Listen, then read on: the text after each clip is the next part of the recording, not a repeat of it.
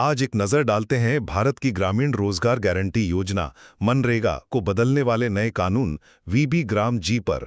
देखिए, सरकार ने दशकों पुराने मनरेगा कानून को हटाकर विकसित भारत गारंटी फॉर रोजगार एंड आजीविका मिशन मतलब वीबी ग्राम जी लागू कर दिया है। और ये आप समझिए ग्रामीण रोजगार के पूरे सिस्टम को बदल रहा है, जिस पर देश में एक बड़ी बहस छिड़ी हुई है। तो सबसे पहली और सबसे बड़ी बात बदलाव है इसकी नींव में।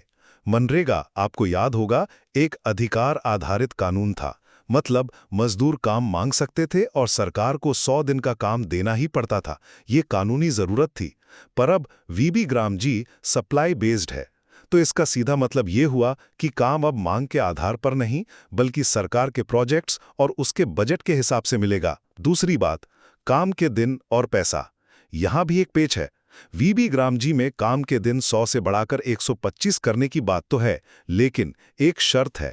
खेती के बिजी सीजन में 60 दिनों तक काम रोका जा सकता है। और फंडिंग, ये भी पूरी तरह बदल गया है। मनरेगा में मजदूरी का 100% पैसा केंद्र सरकार देती थी।